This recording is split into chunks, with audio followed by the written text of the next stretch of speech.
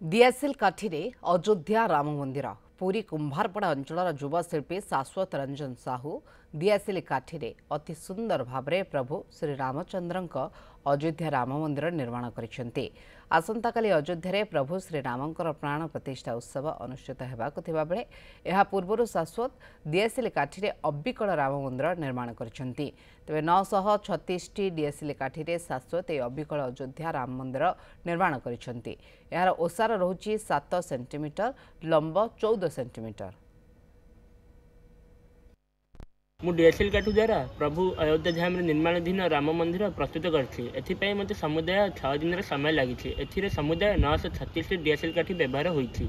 यार लंब 14 सेंटीमीटर रही यार प्रस्थ 7 सेंटीमीटर रही। निर्माण करने मत समुदाय 6 दिन समय लगी।